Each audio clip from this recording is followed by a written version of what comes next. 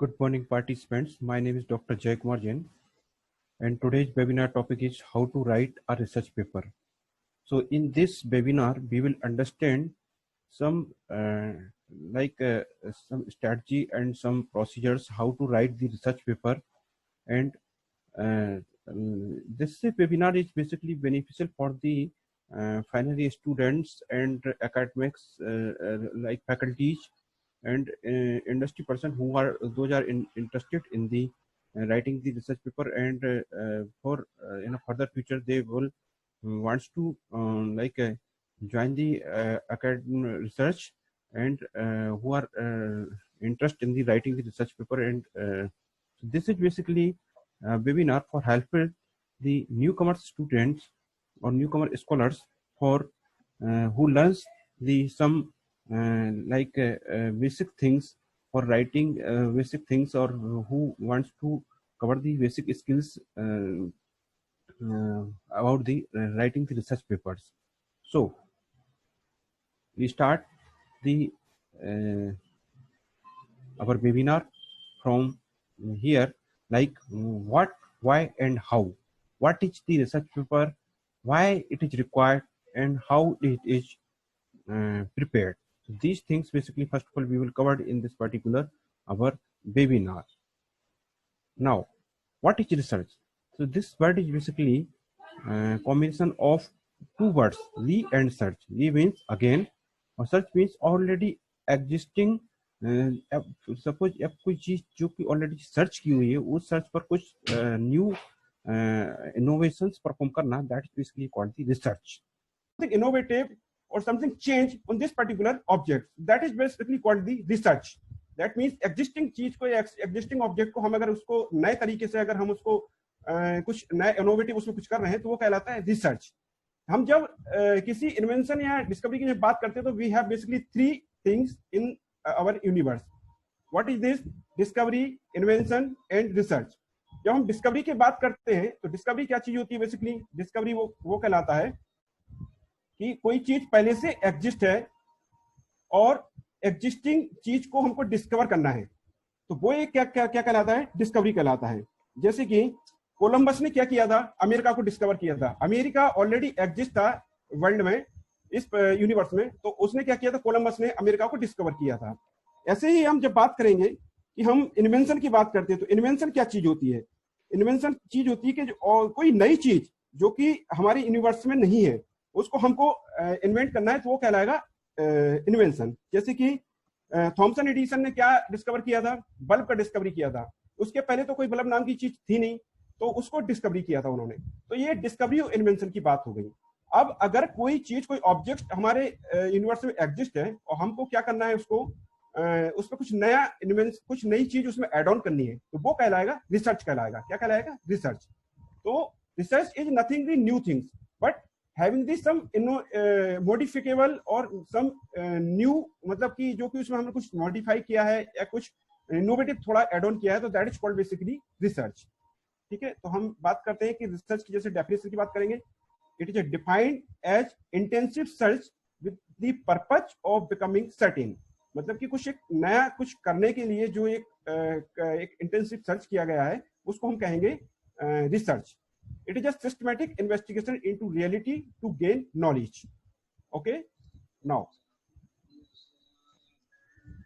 this is the structure of a research paper. Now we come to what is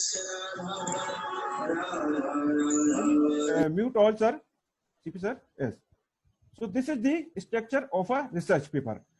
So this is our basically today's topic कि research paper क्या होता है, research paper हम कैसे बनाते हैं, research paper को हमारा क्या फॉर्मेट होता है, हमको कैसे स्टार्ट करना चाहिए, उसको लिखना स्टार्ट करना चाहिए, और हम रिसर्च पेपर लिखने से पहले हमारे दिमाग में क्या चीजें होना चाहिए, किस टाइप से हम शुरुआत करें.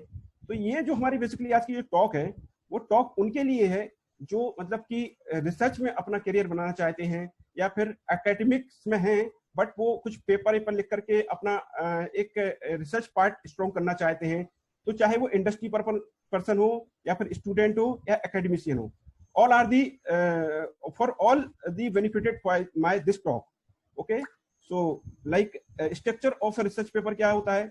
There are three parts of any research paper. क्या होते हैं? Introduction, body and conclusion. तो हमारा कोई भी रिसर्च पेपर होता है वो तीन पार्ट में डिवाइडेड रहता है. First part is the introduction, second part is the body and third part is the conclusion. Okay, now हम जब रिसर्च पेपर की बात करते हैं तो हमारी जो रिसर्च होती है दो टाइप की रिसर्च होती है. एक होती है इंडस्ट्री ओरिएंटेड रिसर्च और दूसरी होती है एकेडमिक ओरिएंटेड रिसर्च. तो हम आजकल जो ट्रेंड में चल रहा है बेसिकली इंडस्ट्री ओरिएंटेड रिसर्च की, जो कोई इंडस्ट्री है सपोज है या सपोज लाइक अपना कोई भी मतलब डेवलपमेंट इंडस्ट्री है, टीसीएस हुई, एसेंचर हुई, या फिर आपकी लाइक एससीएल हुई, या फिर ये लाइक देयर आर आईबीएम हुई, there are so many industry. तो वो इंडस्ट्री जो एक रिसर्च कर रही है, जो एक रिसर्च करने के बाद एक प्रोडक्ट को जो डेवलप कर रही है, कुछ नया उसमें कर रही है, तो वो एक इंडस्ट्री ओरिएंटेड रिसर्च कहलाएगी. बट हम जब एकेडमिक्स की बात करते हैं, जो हमारे हिंदुस्तान में बेसिकली एकेडमिक ओरिएंटेड रिसर्च चलती है, हम जो रिसर्च की बात करते हैं हम यहाँ पर अपने इंडिया में, तो जो एकेडमिक ओरिएंटेड रिसर्च का मतलब होता है कि जो यूनिवर्सिटीज और अपने इंस्टीट्यूशंस या फिर कॉलेजेस में जो पेपर हम लिख रहे हैं, और पेपर हम कुछ नया टेस्ट परफॉर्म कर रहे हैं, टेस्ट परफॉर्म करने के बाद में कुछ हमने इनोवेटिव किया, देन हमने उसको पेपर के फॉर्म में पब्लिश किया, then that is the approve. हमारा एक मतलब जो काम था वो अप्रूव हो गया. तो हम अपने काम को अप्रूव करने के लिए एक रिसर्च पेपर के माध्यम से अपने वर्क को, जो भी हम वर्क किया है अपने फील्ड में, उसको हम एक रिसर्च पेपर के माध्यम से अपने वर्क को क्या करते हैं, अप्रूव करवाते हैं. तो that is basically research paper. एक क्या कहलाता है? रिसर्च पेपर होता है. चलिए अब हम बात करते हैं कि हमारे रिसर्च पेपर के तीन पार्ट होते हैं, इंट्रोडक्शन, बॉडी एंड कंक्लूजन. इन तीन पार्ट्स को हम बेसिकली हमको फोकस करना होता है. इन तीन पार्ट के बेसिस पर हम अपना रिसर्च पेपर को डिजाइन करते हैं. CP sir. जी सर. वॉइस क्लियर है? कोई दिक्कत तो नहीं है? हाँ सर, क्लियर है, कोई दिक्कत नहीं. वो ज्यादा फास्ट तो नहीं हो रहा है? नहीं सर, ठीक है, okay. If any queries from the participant side, then kindly बीच में मेरे को आप इंटरप्ट कर सकते हैं. ठीक है ना? Okay. Hello CP sir, are you audible? Okay. Now no problem, sir. Carry on. Okay, thank you sir, thank you. Now we will see the parts of the research paper. Research paper के एक जो research paper होता है उसमें कितने parts होते हैं, और हम एक पूरी की जो रिसर्च पेपर का जो पूरा स्ट्रक्चर होते हैं उसको हम कितने पार्ट्स में अपना रिसर्च पेपर को क्या करते हैं, डिवाइड करते हैं, वो एक part of the research paper कहलाता है. जैसे कि हमको हमारे रिसर्च पेपर में क्या क्या चीजें होती हैं, क्या क्या हेड्स होते हैं: title, abstract, introduction, literature review, methods, results, discussion, acknowledgement and references.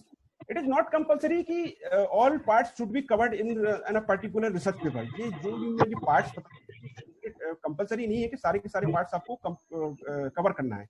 But एक जो मैंने आपको पहले बताया कि इंट्रोडक्शन, बॉडी और कंक्लूजन, मतलब कोई भी रिसर्च पेपर जब आप राइट करेंगे तो एक उसका जिस टॉपिक से रिगार्डिंग आप रिसर्च पेपर को राइट करने जा रहे हैं उस टॉपिक की आपको एक इंट्रोडक्शन पार्ट आपको कवर होना चाहिए. फिर उस टॉपिक के बारे में आप क्या करने जा रहे हो, क्या आप चीजें उसमें कवर करोगे, वो लाइक वो चीज, जो मेथड्स, वो रिजल्ट्स, वो कंक्लूजन इस बॉडी पार्ट में आएंगे.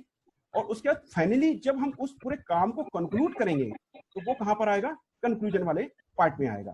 तो ये तीन चीजें कवर होना चाहिए. अब तीन चीज को हमने बेसिकली यहाँ पर हम कह सकते हैं कि यहाँ पर हमने ये 9 उसमें अपने पार्ट्स में डिवाइड किया है, जो कि title, abstract, introduction, literature review, methods, results, discussion, acknowledgement and references. तो these are the basically parts of the research paper. Now अब हम बात करते हैं कि how to write research paper. Research paper को लिखना स्टार्ट कैसे करें, मतलब कि जैसे एक एक पार्ट को हम कवर करेंगे कि हमारा टाइटल कैसा होना चाहिए, हमारा लाइक इंट्रोडक्शन कैसा होना चाहिए, हमको अब्स्ट्रैक्ट कैसे बनाना चाहिए. तो हम सब चीजों को, क्योंकि जब भी कोई ऑथर, जो न्यू ऑथर रहते हैं, जो स्टूडेंट रहते हैं, उनको सबसे पहले ये समझ में नहीं आता कि यार टाइटल मतलब कैसे डिसाइड करें, या फिर अब्स्ट्रैक्ट को क्या लिखें, अब्स्ट्रैक्ट में लिखना क्या है, एक्चुअली कीवर्ड किस टाइप के होना चाहिए, क्योंकि ये चीजें बहुत मेजर करती हैं. जब भी आप अपना पेपर लिखेंगे तो पेपर में कीवर्ड कैसे होना चाहिए, अब्स्ट्रैक्ट कैसा होना चाहिए, टाइटल कैसा होना चाहिए, जो भी इस पार्ट्स में जो चीजें जो मैंने कवर करी है, ये सारे के सारे पार्ट्स का कुछ ना कुछ ऑब्जेक्टिव है, सब बहुत इंपॉर्टेंस रखते हैं अपने आप में. ठीक है ना। तो इन सब चीजों को हम कैसे मतलब लिखते हैं, हर एक पॉइंट के बारे में कुछ ना कुछ हम देखेंगे, क्या उसके रूल्स हैं, क्या रेगुलेशंस हैं। अगर हम उन रूल्स और रेगुलेशंस को we follow, then definitely we will like provide the good citation for our research paper. एक अच्छा इम्पैक्ट पड़ेगा, साइटेशन भी आपको अच्छे मिलेंगे। अब साइटेशन क्या चीजें होती है वो भी मैं आपको लेटर ऑन बताता हूँ इसमें, ठीक है ना। चलिए आगे। So first of all we will discuss about the title. कि टाइटल के बारे में बताऊंगा मैं कि टाइटल कैसा होना चाहिए। टाइटल मतलब कि जो भी आप रिसर्च पेपर लिखने जा रहे हैं उस रिसर्च पेपर का टाइटल कैसा होना चाहिए, और टाइटल में क्या क्या चीजें, क्या होना चाहिए क्या नहीं होना चाहिए। ठीक है, तो देखते हैं। Write the title after you are return your paper and abstract. सबसे पहले हमने अपना पूरा पेपर एक ब्रॉड, जैसे मैंने सोच लिया कि आईओटी के ऊपर अगर मेरे को रिसर्च पेपर लिखना है और मैं आईओटी के बारे में एक सर्वे पेपर बना रहा हूँ, ठीक है। अगर आईओटी के बारे में एक सर्वे पेपर या रिव्यू पेपर बना रहा हूँ तो सबसे पहले मैं पेपर लिखना स्टार्ट कर दूंगा। पूरा पेपर जब मेरा कंप्लीट हो जाएगा, मुझे एक आइडिया पता है कि मैं आईओटी के ऊपर रिसर्च पेपर लिख रहा हूँ, बट मेरा एक ब्रॉड टाइटल डिसाइडेड है। बट जो मुझे टाइटल उसके ऊपर लिखना है वो टाइटल अभी मैं लेटर ऑन डिसाइड करूंगा तो मैं कौन कौन सी चीजें कवर करी है। अगर मैं रिव्यू पेपर की बात करूंगा या फिर मैं लाइक उसको सर्वे पेपर की बात करूंगा या लिटरेचर सर्वे टाइप कुछ कर रहा हूँ, तो उसमें मैंने प्रोटोकॉल्स कवर करे हैं या उसके बेनिफिट्स कवर करे, मेरिट डीमेरिट कवर करी, जो भी चीजें कवर की हैं वो सब चीजें कवर करने के बाद फिर मैं उसमें एक टाइटल को डिसाइड करूंगा कि टाइटल का मुझे रखना क्या है। Like a novel survey on the IoT या efficient survey on the IoT. तो मतलब एक पूरा पेपर लिखने के बाद में हमको क्या करना चाहिए, टाइटल को डिसाइड करना चाहिए। Then include all the essential terms in your paper. हम जब भी टाइटल को डिसाइड करें तो हमको जो भी हमने बेसिक टर्म्स, जो भी हमने कुछ इंपॉर्टेंट टर्म्स हमने जो यूज किए हैं अपने पेपर में, चाहे जैसे कि अगर मैंने बात करी कि मैंने एक सेंसर नेटवर्क के ऊपर अगर पेपर लिख रहा हूँ तो मैंने सपोज लिखा कि लीच का हमने जो बेसिकली फोकस किया कि लीच प्रोटोकॉल को हमने बेसिकली उस पर फोकस किया। तो हमारा जब भी टाइटल जब हम डिसाइड करें तो टाइटल में लीच प्रोटोकॉल के बारे में कुछ ना कुछ आना चाहिए, तो जिससे क्लियर मेंशन हो कि भाई टाइटल में इस पर्टिकुलर पेपर में लीच प्रोटोकॉल के बारे में बात की गई है, जो कि वायरलेस सेंसर नेटवर्क का एक प्रोटोकॉल है। तो include all the essential terms in your paper. और फिर उसमें क्या नोट किया है आपने, उसमें रिजल्ट उसके डिस्कस किए क्या, मतलब या फिर कुछ कोई नई मेथोलॉजी डेवलप की है, तो उसमें कुछ लीच में कुछ नया चेंज किया है, तो थोड़ा सा वो आपके उसमें टाइटल में रिफ्लेक्ट होना चाहिए। Keep it short and to the point. आपका टाइटल ज्यादा लंबा नहीं होना चाहिए, मैक्सिमम 16 वर्ड्स तक आपका टाइटल हो सकता है, और कोशिश करें कि छोटा सा छोटा स्मॉल प्रीसाइज आपका टाइटल होना चाहिए। अवॉइड एनी जॉर्गन एब्रिविएशंस, मतलब कि कुछ ऐसे वर्ड नहीं हो जिनको समझने में काफी दिमाग लगाना पड़े या काफी सोचना पड़े। बहुत सिंपल एंड स्वीट टाइटल आपका होना चाहिए। Use keyword that closely relate to the content of your paper. ऐसे कीवर्ड्स का यूज करें, आप अपने टाइटल में वो कीवर्ड्स रखें जो कि आपके पेपर से रिलेटेड हो। Never include a period at the end, मतलब कि फुल स्टॉप टाइप का या फिर कोई उसमें कोई और अनदर क्वेश्चन मार्क टाइप का, कुछ क्वेश्चन मार्क लगा सकते हैं, बट फुल स्टॉप टाइप से कोई स्टॉप नहीं करते, क्योंकि this is not the sentence, this is the title. Indicate accurately the subject and scope of the study. जो भी आपका लाइक जैसे मैंने अभी बताया आईओटी, तो आपको अगर आईओटी का अगर प्रोटोकॉल के बारे में डिस्कशन कर रहे हो या फिर उसमें कुछ इनोवेटिव कुछ किया है, आपने कुछ चेंज किया प्रोटोकॉल्स के बारे में, या फिर आईओटी से रिलेटेड आपका कोई वर्क है, तो उसमें टाइटल में ये चीज मेंशन होना चाहिए कि आपका जो मतलब वर्क है वो आईओटी से रिलेटेड है। जैसे कि लाइक कह सकते हैं कि इनोवेटिव प्रोटोकॉल या इनहांस प्रोटोकॉल ऑफ आईओटी या enhance protocol of wireless sensor network. तो ऐसा करके कुछ enhancement, like a little bit you have done some enhancement in this particular protocol which is related to the IoT, like this. Then use words that create a positive impression and stimulate reader interest. ऐसे words को आप decide करके लिखे अपने title में जो कि एक इंटरेस्ट बनाए, मतलब कि जब बंदा गूगल पे सर्च करे पर्टिकुलर टाइटल को तो फटाक से निकल के आए, जब उसको पढ़े टाइटल को तो लगे कि नहीं that is the good paper for my choice, मतलब मुझे जो पेपर ढूंढा था वही है, वो मुझे बहुत जल्दी समझ में आ जाएगा, तो उसको फट से उसको लाइक ले ले। Then does not include redundant phrasing such as a study of, an analysis of और similar constructions। मतलब कि आपने देखा होगा कि पता चला कि आपने लिख दिया an study of IoT, an study of mobile aircraft network, एक पहले भी किसी बंदे ने ऐसे ही किया, फिर एक्स ने भी वही कर दिया, बाय ने भी वही कर दिया। तो मतलब जो रिडंडेंट चीजें हैं वो हमको कवर नहीं करनी है। हमारा जो टाइटल होना चाहिए वो कैसा होना चाहिए, नॉवल होना चाहिए, इनोवेटिव यूनिक होना चाहिए। कैसा होना चाहिए, यूनिक होना चाहिए, नॉवल होना चाहिए, नया होना चाहिए। टाइटल कभी भी सिमिलर नहीं होना चाहिए।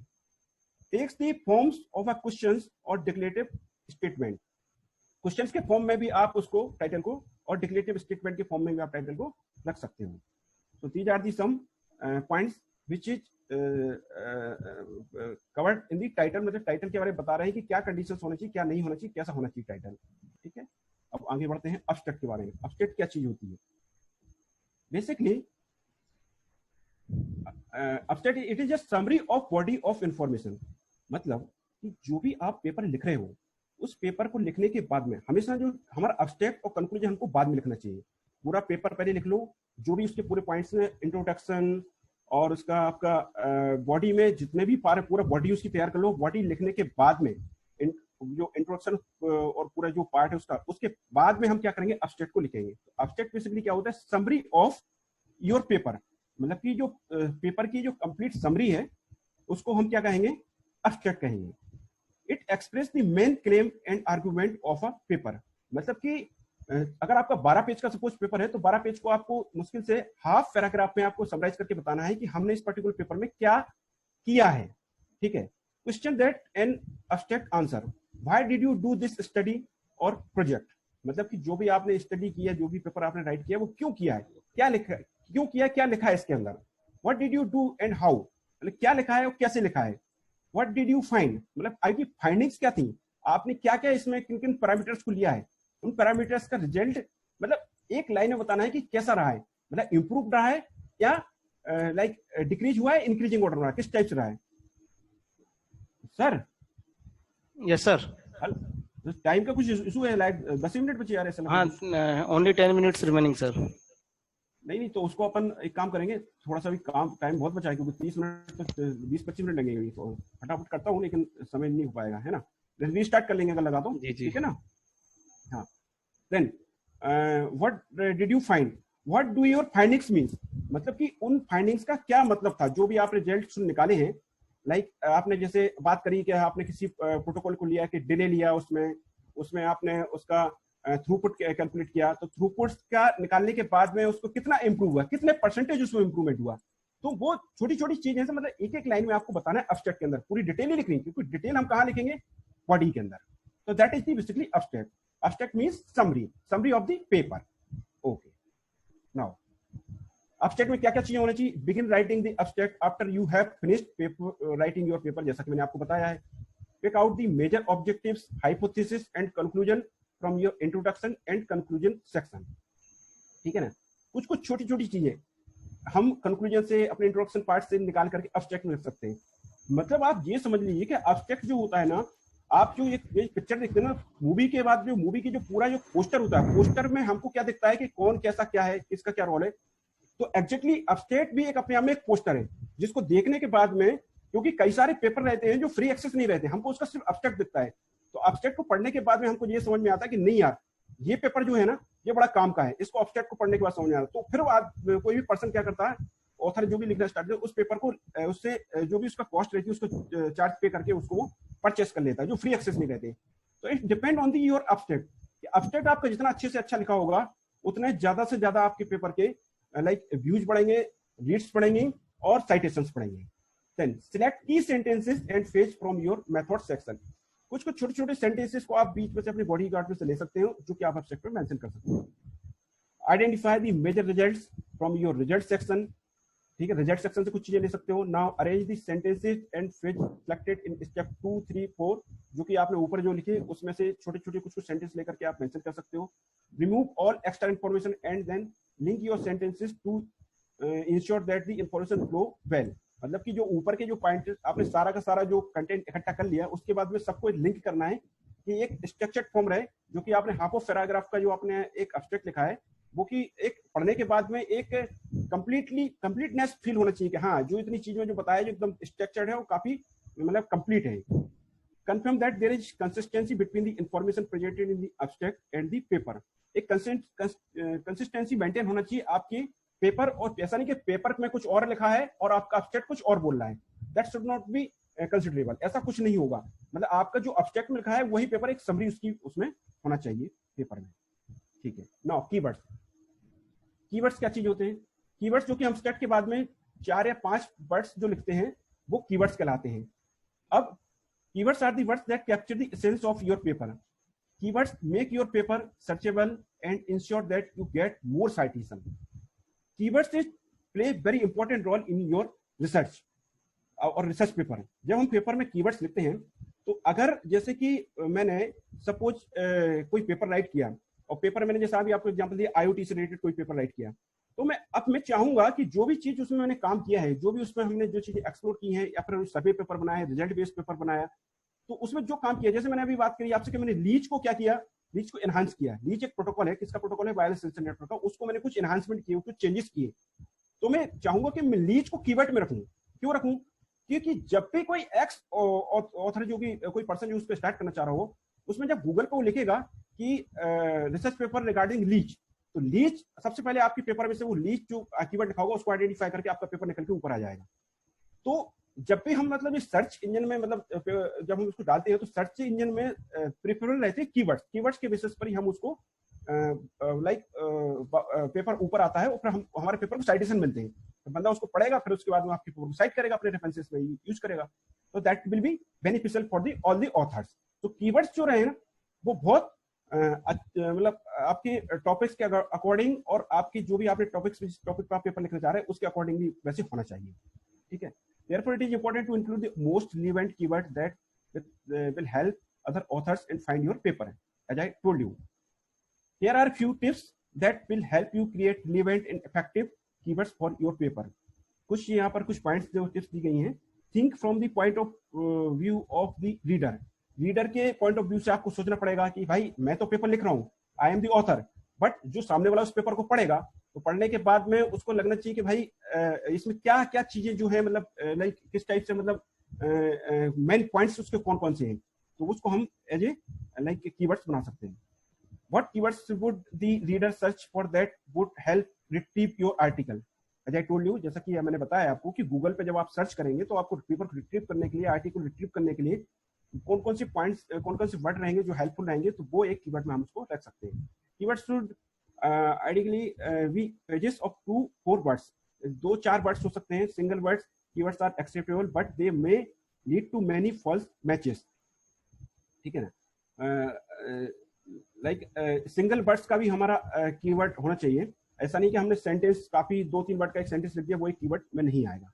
Keywords should contain word and phrases that suggest that what the topic is about. मतलब कि जो मैंने ऑलरेडी बताया आपको कि टॉपिक के बारे में आपका कीवर्ड बताया कि भाई किस टाइप से आप टॉपिक पे काम करने जा रहे हो, लाइक इस तरीके से। ये सब चीजें मैंने ऑलरेडी आपको कवर कर ली। Also use variants, terms and phrases, readers हो गया। The full forms of short tense words और acronyms and abbreviations should be included as well. जैसे कि मैंने आपको बताया अभी लीच का कुछ फुल फॉर्म होता है, जैसे कि एओडीबी। अगर मैं मोबाइल एडहॉक नेटवर्क के ऊपर काम कर रहा हूँ और मैंने उस पर कुछ एओडीबी कुछ चेंजेस किए, आप या फिर एओडीबी पे थोड़ा ज्यादा फोकस किया, तो आप एओडीबी को भी क्या रख सकते हैं, एक कीवर्ड रख सकते हैं। एओडीबी क्या है? Ad hoc on demand routing protocol. तो ये गोडाउन क्या है? ले पड़ले हो, गोडाउन खाली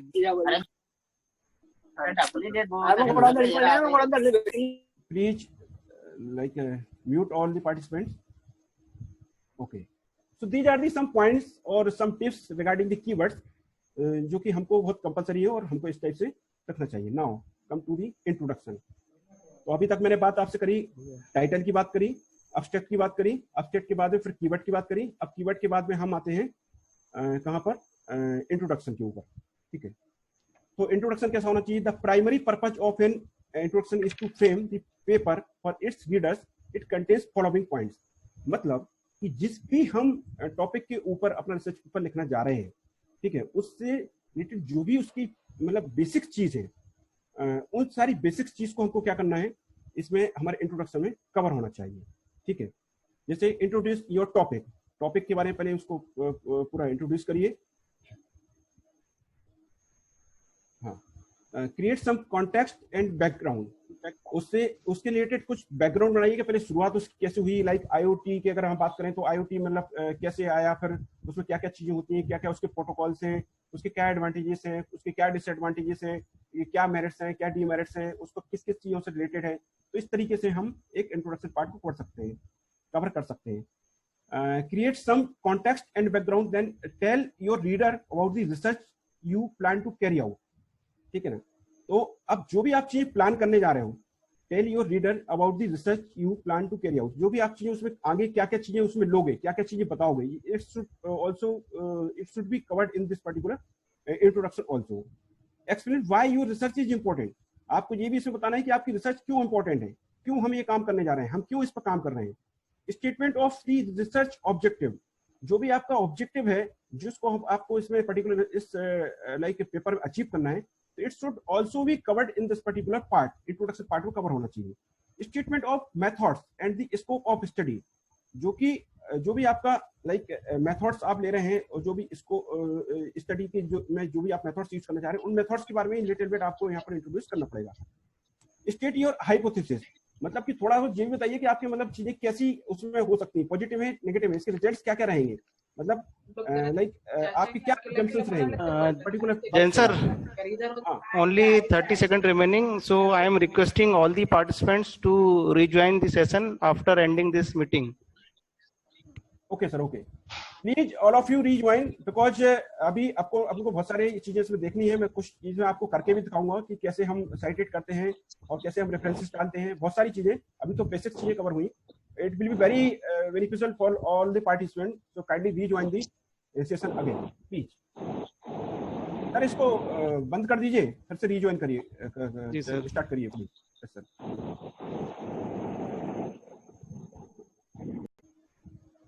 so here we have covered about the introduction part. Now that this is the literature review, ठीक है, literature review, और basically we can say that this is the related work. तो हम इसमें क्या करते हैं कि जो भी हमारे मतलब लाइक जिस पर टॉपिक्स रिगार्डिंग हम अपना पेपर लिखने जा रहे हैं, तो उससे रिलेटेड जो भी हमारे कुछ पेपर्स का हम रेफरेंसेस देना होता है.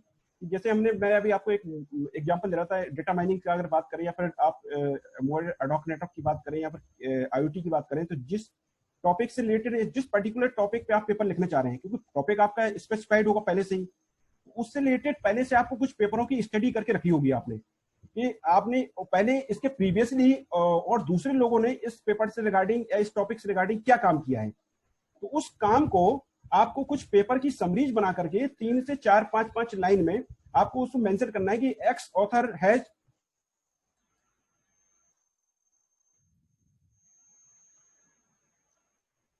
जैन सर आवाज आपकी अनम्यूट हो गई, रुको 1 मिनट. जैन सर आवाज आ रही है सर? हाँ आ रही है, प्लीज कंटिन्यू. आप मुझे मत म्यूट करिए प्लीज, है ना? नहीं, वो धोखे से हो गए थे. ओके फाइन, कोई दिक्कत नहीं, ठीक है. तो मतलब हमको रिलेटेड वर्क, या फिर जो कि मैं लिटरेचर रिव्यू की बात कर रहा हूँ, तो उसमें जो भी हमने प्रीवियसली जो स्टडी करके रखी है, जो भी हमने स्टडी की है, उस स्टडी के बेसिस पे हम अपने इस काम पे आए हैं. क्योंकि ऐसा ना हो कि जो आप रिसर्च पेपर लिखने जा रहे हो, जिस टॉपिक पे लिखने जा रहे हो, जो काम आप पहले से प्रीवियसली किसी ऑथर ने करके रखा हो या किसी बंदे ने, और उसी काम को आप कुछ करने जा रहे हो. लाइक जैसे आप कुछ एनहांसमेंट कर रहे हो, या कुछ काम लाइक कोई आपने कोई एल्गोरिथम डेवलप की है, या फिर लाइक एल्गोरिथम प्रपोज की है, वो एल्गोरिथम ऑलरेडी एग्जिस्ट हो, तो आप उसको आपको पता कैसे चलेगा कि एग्जिस्ट है कि नहीं है? तो उस काम से रिलेटेड पहले से आपने कुछ सर्वे करके रखा होगा, या फिर लिटरेचर रिव्यू करके रखा होगा, पढ़ के रखा होगा, तो उस पर स्टडी करके रखी होगी कि नहीं अभी तक इस टॉपिक से रिलेटेड कोई काम नहीं हुआ, और that is the normal work, और that will be unique what I am going to working on this particular topic. जो भी मैं इस काम टॉपिक पर से रिलेटेड कोई काम करने जा रहा हूँ, तो ये एकदम यूनिक है और यूनिक काम करने जा रहा हूँ. तो फिर जो भी उसके पहले जो स्टडी की गई, उस स्टडी को 2 से 3 4 पेपर को आप अपने पेपर में मेंशन कर सकते हो. तो that is basically literature review for your paper, और जिसको हम रिलेटेड वर्क भी कहते हैं.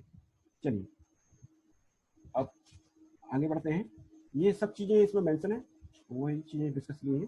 देन फिर मेथोडोलॉजी की बात करते हैं. मेथोडोलॉजी ये क्या होता है कि जो भी आप वर्क करने जा रहे हो, जो भी वर्क आप करने जा रहे हो, उस वर्क को आपको किसी न किसी तरीके से, किसी ना किसी प्लेटफॉर्म को यूज करके वैलिडेट करके बताना पड़ेगा कि योर वर्क इज ओके.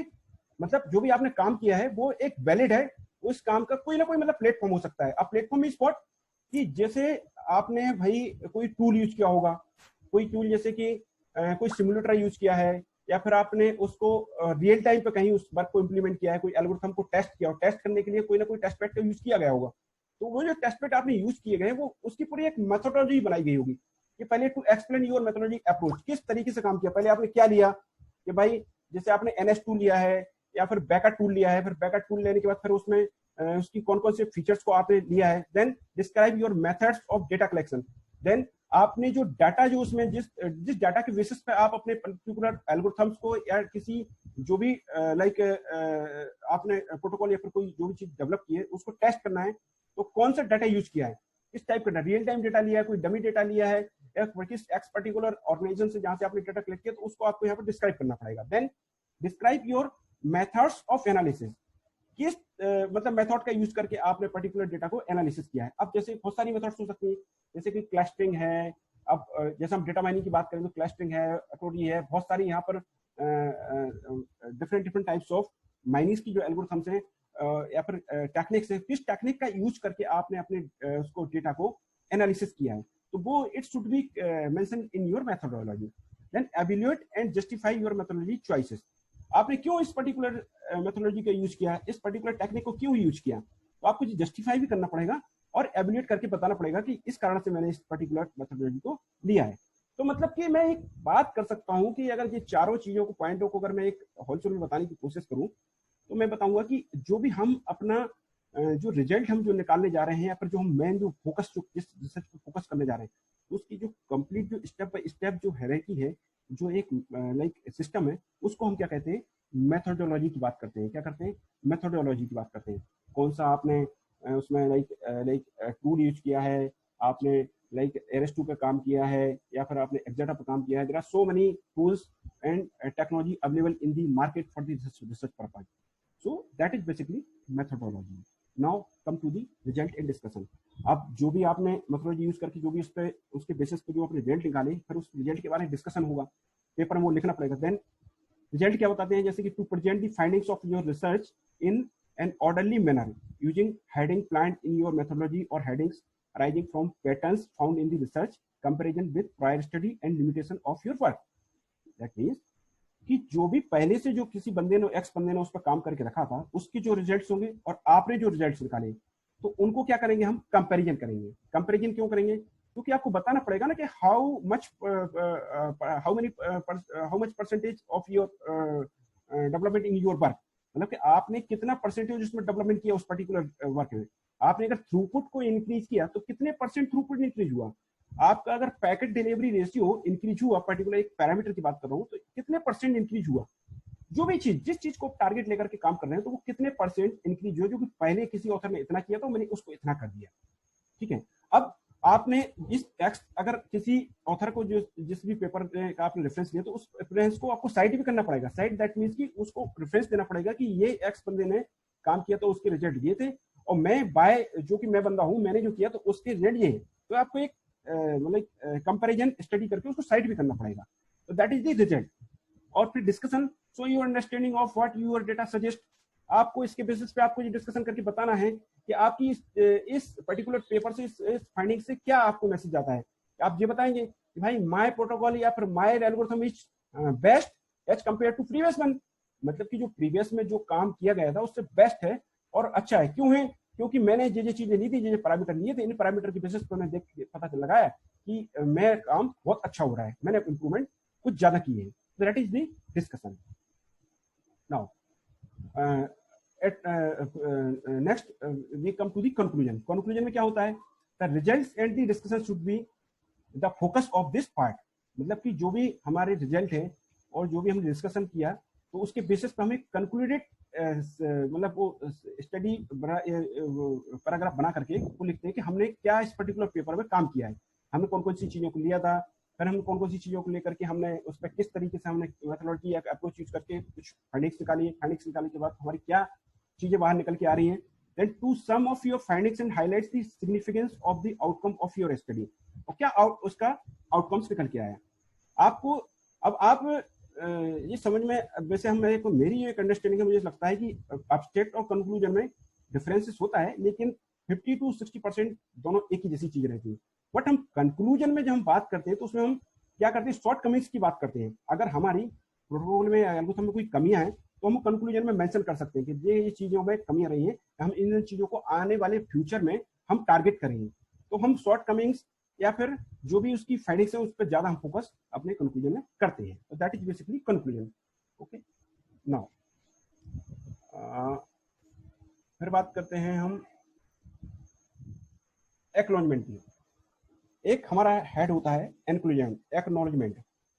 इसमें क्या होता है कि जिस भी बंदे से आपने जो कुछ भी जिस ऑथर से या फिर आपके जैसे कुछ गाइड हैं या फिर आपने किसी भी एक्स पर्सन से कोई सजेशंस लिया, तो आप उसको अगर थैंक यू करना चाहते हो या फिर कुछ इस टाइप से कि हाई उसका नाम आप अपने उस पेपर में मेंशन करें, तो वो एक्नॉलेजमेंट में आप लिख करके दे सकते हो। जैसे मैंने बताया कि मैन सुपरवाइजर, जैसे अगर थीसिस लिखने जा रहे हो तो मैन सुपरवाइजर का नाम लिख सकते हो, सेकंड सुपरवाइजर का लिख सकते हो। इस टाइप से ये कुछ नेम्स दिए हुए जो हम एक्नॉलेजमेंट में मेंशन कर सकते हैं।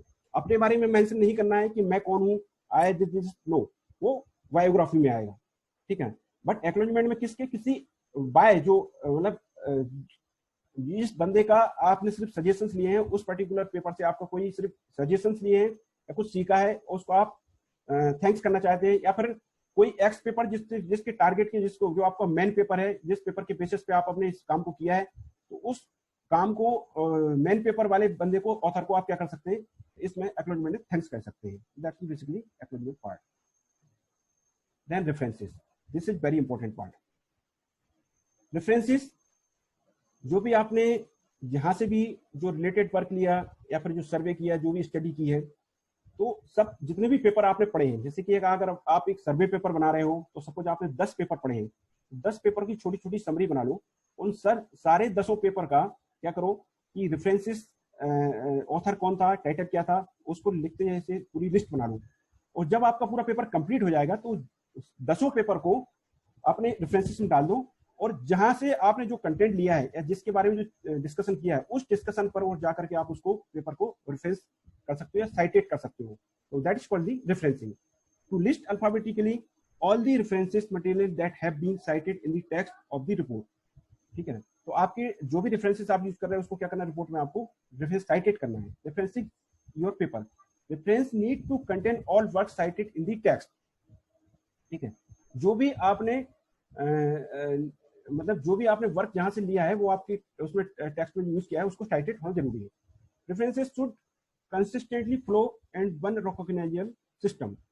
There are many system for referencing. मैं बताऊंगा कौन कौन से सिस्टम होते हैं रेफरेंसेस के आगे उनको, और हमको एक ही सिस्टम को फॉलो करना चाहिए अपने एक पेपर में, ठीक है। ऐसा नहीं कि एक में एपी यूज कर रहे हैं, एक में एमएलए यूज कर रहे हैं, ये हमारे रेफरेंसिंग के सिस्टम है, ठीक है।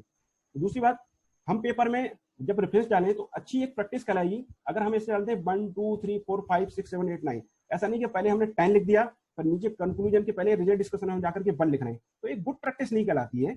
आप वैसा भी कर सकते हैं but that is not the good practice for the writing the paper. Okay, now this is the some different style of citation, और साइट करने की ये कुछ स्टाइल्स हैं, और जो हम रेफरेंसेस को जैसे मेंशन करते हैं, ठीक है ना। जैसे यहाँ पर ऊपर बताया था ना already, reference should consistently follow the recognised system. Recognised कौन से सिस्टम, ये 4-5 कुछ रिकॉग्नाइज्ड सिस्टम है, MLA, APA, Chicago, Harvard and Vancouver. तो जैसे आप देखेंगे एक ही पेपर, ये मेरा पेपर है, इस पेपर में आप देखेंगे एक ही इस ऑथर का पेपर, एक ही पेपर को हमने कितने तरीके से लिखा, 1 2 3 4 5 तरीके से हम उसको साइटेड कर पा रहे हैं, रेफरेंसेस देख पा रहे हैं। तो ये 5 मतलब कि एक जो यूनिक स्टाइल है, जिनको हम अक्सर कोई भी हमारा जर्नल होगा या फिर कॉन्फ्रेंसेस होते हैं, वो पहले से ही मेंशन कर देते हैं कि हम reference should be MLA style, reference should be APA style, reference should be Chicago style, reference should be Harvard style. तो ये पहले से स्टाइल बता देते हैं। अब ये स्टाइल हमको लाइक ये तो हमको दिख रहा है कि भाई वो एक एग्जांपल देंगे कि ऐसे करना है, बट इसका बहुत ही इजीएस्ट वे है कि गूगल स्कॉलर के थ्रू हम कैसे इसको स्टाइल्स को हम निकाल के लेकर आते हैं, वो मैं आपको बताता हूँ आपको, देखिए, ठीक है। उसके पहले देखेंगे कि अपेंडिक्स में क्या यूज करते हैं। एक और हेड्स जो बचे हुए हैं, 2-3 हेड्स पहले कवर कर लेते हैं, फिर मैं 2-3 चीजें आपको बताता हूँ। अपेंडिक्स, इसमें क्या होता है, to present relevant details such as letter to participant and organisation, to present details of questionnaire, survey and other relevant instrument that you develop for the purpose of the study, to present relevant documents. मतलब इसमें हम क्या बताते हैं कि कोई extra कोई चीज अगर हमको एड ऑन करनी है, ठीक है ना, कोई रिपोर्ट्स ऐड करनी है जो कि हम पेपर में, जो हमारे पेपर का जो डॉक्यूमेंट है उसमें नहीं हम दिखा सकते हैं, कुछ एक्स्ट्रा कुछ टेबल्स हैं, कुछ डायग्राम्स हैं, तो वो हम अपेंडिक्स में यूज करके हम उनको दिखा सकते हैं। तो that is the appendix part. तो ये हमारा एक पूरा स्ट्रक्चर था जो पेपर को, जो हमने यहाँ पर डिस्कस किया। ठीक है, अब जैसे मैं आपको एक एग्जाम्पल दिखाता हूँ कि कुछ ये देखिए, ये एक स्प्रिंगर का पेपर है। और एक इंपॉर्टेंट बात, जब भी आप पेपर को राइट करें तो आप जैसे कि यहाँ पर मिस्टर या श्री या फिर मिसिज इस टाइप से कुछ लगाने का नहीं है, ये हमारे रूल में नहीं है। हम जब भी ऑथर का नाम लिखें तो सिंपल ऑथर का फर्स्ट नेम स्टार्ट होगा, then middle name, then last name. तो इस तरीके से हम जब भी टाइटल के बाद ऑथर को नाम मेंशन करते हैं, तो ये अक्सर लोग क्या करते हैं, लिख देते हैं डॉक्टर XYZ या mister XYZ। That is not the good practice, ये रूल के अकॉर्डिंग नहीं है, ये रूल्स के अगेंस्ट है। देन अस्टेट, ये इस टाइप से एक प्रॉपर स्ट्रक्चर है पेपर का। ठीक है, चलिए एक ये हो गया, ये एक रिजल्ट बेस्ड पेपर है, ये एक रिजल्ट बेस्ड पेपर है। One more example we will see, that is the survey paper. इसको यहाँ पर सर्वे पेपर को दिखाता हूँ। This is the example of survey paper, wireless sensor network survey. ठीक है, इस टाइप से ये किसका, साइंस डायरेक्ट का पेपर है, SBR में जो कि पब्लिश हुआ है। ठीक है सर, नहीं दिख रहा सर, एग्जांपल 1 और 2 कोई सा नहीं दिखा। नहीं, एग्जांपल नहीं दिख रहा है क्या? Hello, no. हाँ सर, एग्जांपल नहीं दिख रहा। अच्छा अच्छा, वो मैंने शायद लिंक पे क्लिक किया तो वो शो नहीं हो रहा होगा। चलिए छोड़िए फिर उसको, एग्जांपल मैं डायरेक्ट उसको दिखा देता हूँ, कोई दिक्कत नहीं, फिर से अलग से शेयर करके। ठीक है, उसके पहले दो तीन चीजें और देख लेते हैं, मैं फिर से शेयर कर लूंगा उसको। वेयर टू पब्लिश, हम अगर अपने पेपर को अगर लाइक लिखा हुआ है तो हमको पब्लिश कहाँ करना है, उसको कैसे पब्लिश करेंगे वो। तो उसके लिए क्या है कि हमारे पास 3 कैटेगरी के मतलब जर्नल्स और कॉन्फ्रेंसेस होते हैं। कौन कौन से होते हैं? General conferences indexing in SCI, SCI means science citation index. General conferences indexing in Scopus या फ्री रेफरेंस जर्नल। ठीक है, तो और भी कई तरीके की चीजें हैं जहां पर पेड पैसा देकर के हम पेपरों को छपा सकते हैं, but that is not the good practice. जो हम अगर एकेडमिक में या फिर इंडस्ट्री में हमारे एज ए कैरियर, जो सबसे ज्यादा अगर बेनिफिशियल कोई चीज जो जहां पर हमारा पब्लिशिंग कंटेंट होता है, वो 3 जगह होती है, SCI, स्कोपस या फिर फ्री रेफरेंस जर्नल। और सबसे ज्यादा जो अच्छा जो माना जाता है वो SCI जर्नल माने जाते हैं, उसके बाद स्कोपस माने जाते हैं, देन माने जाते हैं रेफरेंस जर्नल। रेफरेंस मतलब फ्री जर्नल होना चाहिए, उनमें हमको कोई पैसा पे ना करना पड़े। ठीक है, देन तो SCI, ये मैंने 3 कैटेगरी में। अब इसके लिए कैसे हमको पता चलेगा, तो ये मैंने यहाँ पर भी हाइपरलिंक्स के माध्यम से डॉक्यूमेंट यहाँ पर लिंक करके रखा हुआ है। इसके थ्रू हम क्या देख सकते हैं कि ऑलरेडी नेट पे अवेलेबल है कि list of the SCI journals, उसमें से आप अपने SCI जर्नल्स निकालिए, निकाल करके आप उसको सबमिट करिए अपनी मैन्युस्क्रिप्ट को, पेपर जो लिखता है जो को उसको मैन्युस्क्रिप्ट बोलते हैं, उस मैन्युस्क्रिप्ट को सबमिट करिए। सबमिट करने के बाद में फिर आप जब भी वो रिव्यू करके आएगा तो उसके अकॉर्डिंगली वो एक्सेप्टेंस आएगा। दैट इज बेसिकली कहाँ हमको पब्लिश करना है, जैसे मैंने बताया वेयर टू पब्लिश। ठीक है, प्लेगरिज्म के बारे में बात करें तो B original and don't plagiarise. इसका क्या मतलब हुआ? इसका मतलब ये हुआ कि भाई जैसे आपने 10 पेपर अगर पढ़े हुए हैं, तो 10 पेपरों में से आपको ऐसा नहीं कि जस्ट उसका कंटेंट उठा करके आपने अपने पेपर में डाल दिया। No, that is not is good practice. आप उस पेपर को पढ़िए, उस पेपर को पढ़ने के बाद आपको कोई चीज समझ में आई, तो उसको समझ में आने के बाद आप अपनी लैंग्वेज में उस बात को लिखिए कि आपको क्या उससे मतलब समझ में आया, क्या आपकी अंडरस्टैंडिंग बनी। तो आपको सोचने समझने और उसका अंडरस्टैंडिंग का वे डिफरेंट होगा। तो आप अपने वर्ड्स में उन चीजों को लिख सकते हैं और उस पर्टिकुलर बंदे को फिर आप वहां पर साइटेड कर सकते हैं कि हाँ, एक्स बंदे ने मैं ऐसा कहा था, जो कि मेरी यहाँ पर इस पर्टिकुलर कंटेंट से रिलेटेड ये सोच बनती है। तो इस तरीके से आप कर सकते हैं, बट ऐसा नहीं कि एज इट इज आपने वो टेक्स्ट उठा करके आपने पेपर में डाल दिया। तो दैट इज दी बेसिकली एक क्राइम है एक तरीके का, ये एक मतलब गुड प्रैक्टिस में नहीं आता है। ऐसा करने से कोई व्यक्ति आपके खिलाफ एक्शन भी ले सकता है। तो B original and don't plagiarise. Okay, तो अब इस तरीके से मैंने ये सब चीजें आपको बताई हैं। अब मैं कुछ 2-3 चीजें आपको बताता हूँ कि आप रेफरेंसेस जैसे लेंगे। इसको पहले मैं स्टॉप कर रहा हूँ। तो ये देखिए, अभी मैंने आपको बताया, ये देखिए, अब जैसे कि मुझे देखना है कि एक पर्टिकुलर पेपर को future of internet to the internet things, ये पेपर है। अब इस पेपर को मैंने क्या किया कि सिंपल गूगल स्कॉलर पे गया, गूगल पे डाल के गूगल स्कॉलर लिखा। गूगल स्कॉलर लिखने के बाद में मैंने यहाँ पर एक टॉपिक का नाम लिखा। टॉपिक पर नाम लिखने का सर्च किया तो इस टाइप से निकल के आया। निकल के आने के बाद में जब मैं इस पर क्लिक करूंगा तो ये इस टाइप से जो मैंने देखो जितनी मेथड्स आपको बता रहा था, MLA, APA, शिकागो, हार्वर्ड, ये आ गए। अब यहाँ से जस्ट आप कॉपी करेंगे इस टाइप से और अपने रेफरेंसेस में जाकर के, अभी आपको सबको दिख रहा है क्या? सीपी सर दिख रहा है? यस सर दिख रहा है। इसको जाके सिंपली पेस्ट कर देंगे। तो आपके अगर जनरल ने कहा कि भैया हमको किस टाइप का चाहिए या मेरे फॉर्मेट चाहिए, तो कोई ज्यादा मेहनत करने की जरूरत नहीं है। आप जस्ट टाइटल को पेस्ट करेंगे गूगल स्कॉलर में। कहां पर? गूगल। वो कैसे निकल के आएगा? देखिए जैसे मैं यहाँ क्लिक करता हूँ, गूगल स्कॉलर लिखता हूँ, गूगल स्कॉलर इस टाइप से, और मैं सभी इस पर क्लिक करेंगे। अब यहाँ पर क्लिक करने के बाद में यहाँ पर जैसे आपने लिखा कि एक कोई टाइटल है, ये कोई से भी पेपर ले लीजिए, suppose internet of the Indian market, ये निकल के आया। अब इस टाइप से आप यहाँ जाएंगे, यहाँ पर साइट करना है, तो साइट करने के लिए डिफरेंट हमारे पास फॉर्मेट है। इन फॉर्मेट्स को हम कॉपी करेंगे, जो भी आपको फॉर्मेट चाहिए, ये स्टैंडर्ड है। इसके अलावा मुझे नहीं लगता कोई चैनल कुछ पूछता होगा एमएलए एप्लीकेशन चाहिए, और यहाँ से आप कॉपी करेंगे, कोई सा भी ले लीजिए और लेकर के पेस्ट कर देंगे। तो वेरी इजी वे, आपको परेशान होने की जरूरत नहीं है कि कहाँ कॉमा लगा है, कहाँ ईयर लिखा है, हर एक की स्टाइल डिफरेंट है। ठीक है। वन मोर थिंग कि जितनी भी आप लोग रिसर्च कर रहे हैं बंदे जो भी, तो अपना सब लोग अपना अपना अकाउंट गूगल स्कॉलर पे बना लें। गूगल स्कॉलर पे सभी का अकाउंट होना चाहिए। उससे क्या फायदा होता है? गूगल स्कॉलर पे आपका अकाउंट रहेगा तो वहां पर जो भी बंदा आपके पेपर को साइटेड करेगा तो उसमें लिस्ट होता जाता है कि इतने लोगों ने देखो साइट किया है। जैसे कि मैं किसी एक बंदे का ले लेता हूँ, कोई भी बंदा डालता हूँ, यहाँ पर एक बंदे का नाम डालता हूँ, इसकी मैं अपना ही डालता हूँ, मान लो देख लीजिए, सपोज मैं लिख दिया रमेश कुमार के लिए, रमेश बाबू। ठीक है, रमेश बाबू को लिखता हूँ।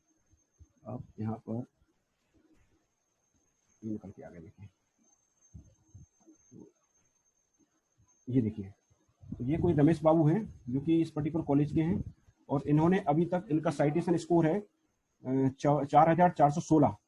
ठीक है ना, और एच इंडेक्स इनकी 35, और सब दिख रहा है क्या? यस सर दिख रहा है। आई इंडेक्स इनकी 71। इसका मतलब क्या हुआ कि 350 लोगों ने एक पर्टिकुलर पेपर को, ये 300 प्लस रखा ना, ये 300 इस पर्टिकुलर पेपर को साइटेड किया है, और 550 लोगों को इस पर्टिकुलर पेपर को साइटेड किया है। तो जब एक पेपर आपका अगर 10 बार साइटेड हो जाता है तो आपकी एक एच इंडेक्स बढ़ जाती है। ठीक है ना, इस तरीके से 35 एच इंडेक्स है। तो इस तरीके से हर जो भी बंदा एकेडमिक रिसर्च में है या रिसर्च जो भी कर रहा है, जो पेपर राइटिंग कर रहा है, उसका सभी बंदों का, सभी ऑथर्स का प्रोफाइल गूगल स्कॉलर पे होना चाहिए। तो that is the good practice for the your career. And ठीक है, अब ये बात होगी यहाँ पर है। अब मैं एक दो पेपर आपको बता रहा था कि अभी दिखाता हूँ, एक मिनट। ये दिख रहा है सर आपको? सर विजिबल है? हाँ, तो yes sir, it is visible. हाँ, ये एक्चुअली रिजल्ट बेस्ड पेपर है, जिसमें मैंने अभी आपको बताया था कि रिलेटेड वर्क जो लिखा है, आप यहाँ पर लिटरेचर सर्वे भी लिख सकते हैं। तो ये मेरा ही पेपर है। इसमें जैसे मैंने एक पर्टिकुलर एक्स ऑथर के बारे में डिस्कशन किया है कि जिंगू जेंग एट ऑल, मतलब इनके साथ में और भी कुछ ऑथर्स होंगे। वो सारे ऑथर्स का कहना क्या है, introduce hierarchical WSN assisted IoT networks. मतलब इस तरीके से हम यहाँ पर एक छोटी छोटी समरी बना करके मेंशन कर सकते हैं अपने जहां से हमने रेफरेंसेस लिए हुए, और इस तरीके से पूरा बना सकते हैं। तो दैट इज दी, ये यहाँ पर एक मेथोडोलॉजी बताई, सिस्टम मॉडल जहाँ पर लिखा हुआ है, दैट मीन्स एक मेथड्स को यूज किया है, कौन कौन से डायग्राम यूज किए हैं, इस तरीके से।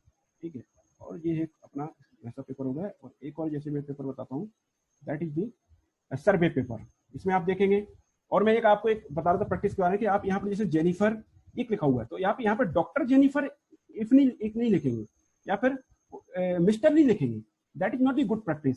कोई भी इसके रूल ये कहते हैं पेपर के कि आपको डायरेक्ट यहाँ पर फर्स्ट नेम लिखना है, then last, middle name, then last name, जब आप अपने ऑथर के नाम यहाँ पर मेंशन करें।